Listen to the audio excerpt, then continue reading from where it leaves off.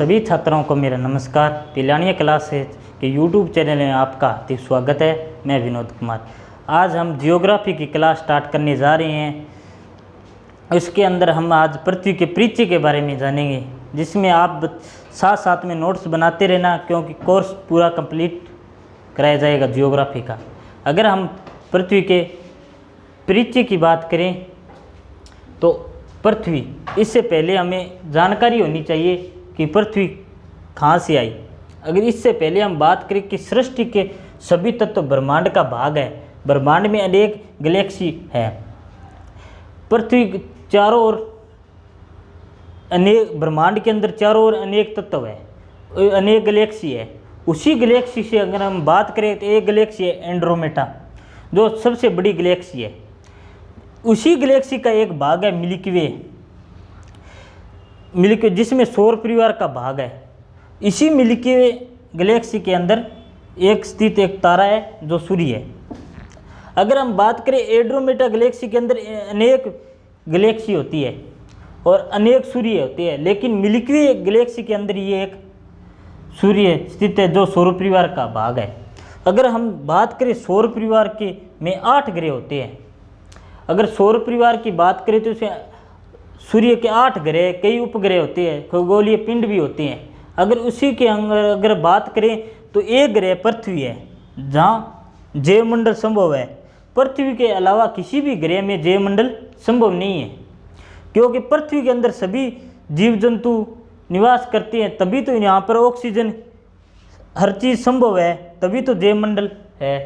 अगर हम कुछ वैज्ञानिकों ने मंगल ग्रह पर भी ये चीज़ें खोजने का प्रयास किया है, लेकिन अभी तक प्रयास कर रहे हैं, अभी तक सफलता नहीं मिली है।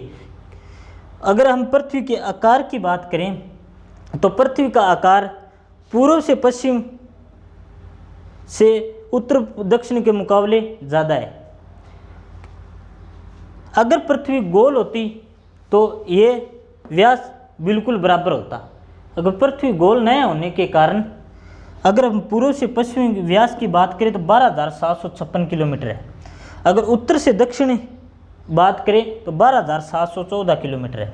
अगर हम पृथ्वी की पूरी परिधि की बात करें, ये तो व्यास का है, व्यास जो अंदर का भाग होता है उसको व्यास कहते हैं।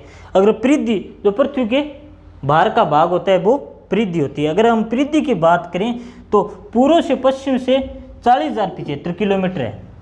अगर हम बात करें उत्तर से दक्षिणी की तो 40,008 किलोमीटर है।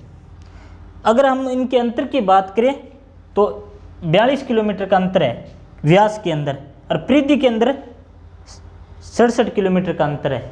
इसी के कारण पृथ्वी गोलाकार नहीं है। अगर गोलाकार पृथ्वी होती तो ये लंबाई, चौड़ाई, व्यास वगैरह एकदम बिल्कुल परफेक्ट होते। इन्हीं अंतर के कारण पृथ्वी गोलाकार न होकर एक अंडाकार भाग है। अक्ष की बात करें, उत्तरी ध्रुव को दक्षिणी ध्रुव को मिलाने वाली काल्पनिक रेखा, अगर हम पृथ्वी की बात करें, ये उत्तरी ध्रुव है, ये दक्षिणी ध्रुव है, इनको मिलाने वाली काल्पनिक रेखा को पृथ्वी का अक्ष कहते हैं। ये उत्तरी ध्रुव और दक्षिणी ध्रुव को मिलाने वाली काल्पनिक रेखा को पृथ्वी का अक्ष कहते हैं। अगर हम पृथ्वी के कक्ष की बात करें, पृथ्वी का कक्ष के पृथ्वी सूर्य के चारों ओर चक्कर लगाती है। अगर पृथ्वी सूर्य के चारों ओर चक्कर लगाती है, अगर पृथ्वी 31 मार्च को विषुवत रेखा पर है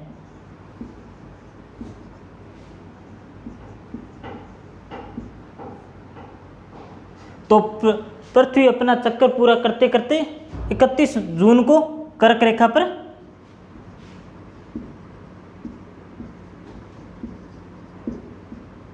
कर्क रेखा पर आने के बाद दक्षिणी ध्रुव में सर्दी अधिक पड़ती है। जैसे ही 21 जून के बाद सूर्य वापस विषुवत रेखा की ओर सूर्य वापस मकर रेखा की ओर जाता है। दिसंबर को सूर्य मकर रेखा पर होता है।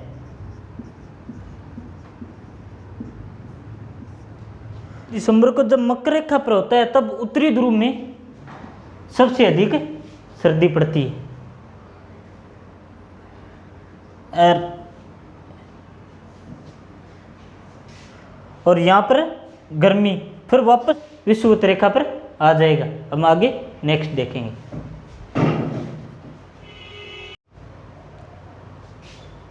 हमने पृथ्वी के परिचय के बारे में पढ़ लिया था। अब हम बात करेंगे अक्षांश और देशांतर के बारे में। अक्षांश और देशांतर किसे कहते हैं? अगर हम बात करें अक्षांश और देशांतर, जो पृथ्वी के समांतर खींची गई काल्पनिक रेखा को अक्षांश या देशांतर रेखा कहते हैं। अक्षांश और देशांतर रेखाएं ये काल्पनिक रेखाएं होती है। अगर हम बात करें अक्षांश की, अक्षांश किसे कहते हैं? अक्षांश कहते हैं पृथ्वी के अक्ष के सारे जो कोण बनता है उसको अक्षांश कहते हैं। जैसे 5 डिग्री का कोण बन रहा है, 5 का बन रहा है, 1 2 3 4 ऐसे चलते चलते, जैसे 23.5 डिग्री का कोण है तो यहाँ भी 23.5 डिग्री का कोण बन रहा है। एक जो कोण बन रहे हैं ना, ये पृथ्वी का अक्ष है, इसके सारे जो कोण बन रहे हैं ना उसको अक्षांश कहते हैं। हमें पूछे अक्षांश कितने होते हैं? अक्षांश 180 होते हैं। अगर हम अक्षांश रेखाओं की बात करें, दो कोणों को मिलाने वाली काल्पनिक रेखाओं को अक्षांश रेखा कहते हैं। ये रेखा आपको पहले भी बताया भी, ये रेखाएं काल्पनिक होती है। जैसे हम 5 डिग्री कोण को 5 डिग्री कोण से मिलाने वाली रेखा को अक्षांश रेखाएं कहते हैं। जैसे 23.5 डिग्री को 23.5 मिला रही है, 66 को 66 मिला रही है, उसी प्रकार 0 डिग्री से 0 डिग्री मिला रही है, 23.5 डिग्री मकर रेखा को 23.5 डिग्री मिला रही है। इन्हीं रेखाओं को अक्षांश रेखाएं कहते हैं। अगर हम बात करें 0 डिग्री विषुवत रेखा के 23.5 डिग्री पर कर्क रेखा और 23.5 डिग्री पर मकर रेखा। अगर हम बात करें, ये दक्षिणी ध्रुव है, ये उत्तरी ध्रुव है।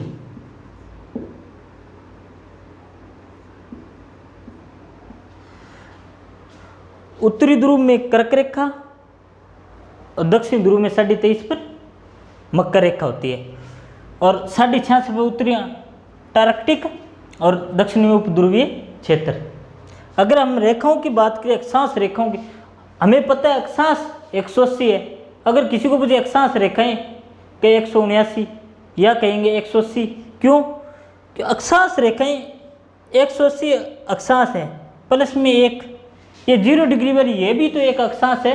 अक्षांश रेखा है, ना कि अक्षांश है। अक्षांश किसे कहते हैं? जो अक्ष पर जो जितने डिग्री का कोण बनाती है उसको अक्षांश कहते हैं। और ये 0 डिग्री वाली कोई कोण तो नहीं बना रही है तो इसको अक्षांश नहीं कहेंगे, अक्षांश रेखा जरूर कहेंगे।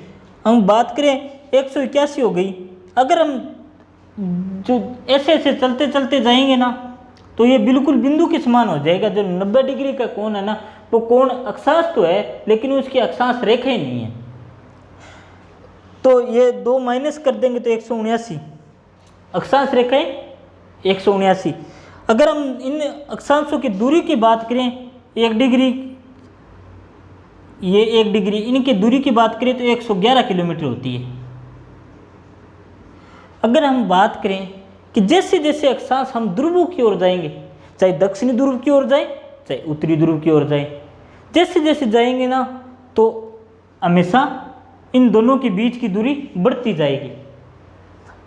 ध्रुवों के अक्षांश रेखाओं में दूरी हमेशा बढ़ती जाती है। अगर हम बात करें 90 डिग्री 89 डिग्री के बीच में तो 111.7 किलोमीटर हो जाती है, दूरी बढ़ जाती है। आगे हम करेंगे। हमने पहले अक्षांश रेखाओं की दूरी के आदि की गणना कर ली थी। अब आगे अक्षांश रेखाओं, अगर हम एंटीपोडल बिंदु की बात करें, विपरीत स्थान, हम बात करें विपरीत स्थान की, जैसे हम एक उदाहरण के माध्यम से बताएं। ब्रिटेन की राजधानी लंदन, लंदन के बिल्कुल विपरीत न्यूजीलैंड है। हम 23.5 डिग्री है, पृथ्वी गोल है, 23.5 डिग्री अक्षांश हमेशा वृत्ताकार बनाती है। अगर हम बात करें यहाँ जो अक्षांश है 23 डिग्री अक्षांश है, तो उसके विपरीत भी तो अक्षांश गया ना, उसके विपरीत कौन सा स्थान होगा? उसको एंटीपोडल बिंदु कहते हैं। जैसे हम बात करें लंदन, लंदन बिल्कुल यहाँ है, न्यूजीलैंड इसके विपरीत है, उसको एंटीपोडल बिंदु कहते हैं। अगर हम बात करें विषुवत रेखा की, जो 0 डिग्री जो ग्लोब को 2 समांतर भागों में, पृथ्वी को 2 समांतर भागों में बांटती है, उसको विषुवत रेखा कहते हैं। तो कि महत्व क्या है? ये काल्पनिक रेखा है, उनका महत्व के बारे में तो नहीं जानते। अगर हम महत्व की बात करें तो पहला महत्व जो समुद्री मार्ग, पहले के व्यापार जो समुद्री मार्ग से होते थे, तो उनको क्या कैसे पता चलता कहाँ कितनी दूरी पर क्या चीज़ है, उसको हमेशा समुद्री मार्ग का पता हमेशा अक्षांशों से लगता था कि इस अक्षांश पर ये चीज़ है, ये इस अक्षांश पर ये, तभी वो समुद्र में अपना व्यापार चलाते थे।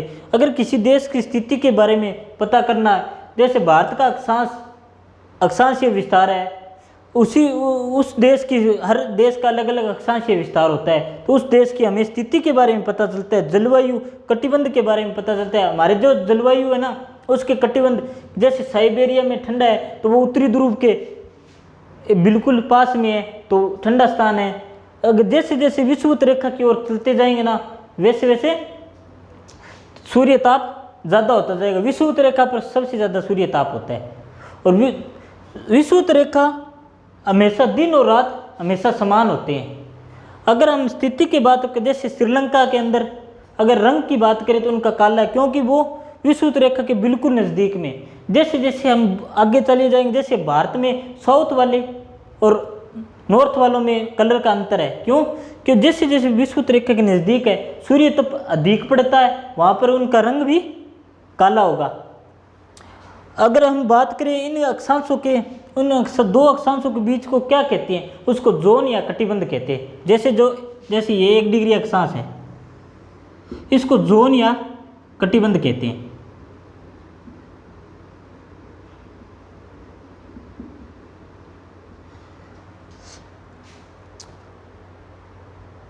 जोन या कटिबंध कहते हैं। आज हमारा अक्षांश पूरा हुआ है, आगे हम कल देशांतर समझेंगे। धन्यवाद।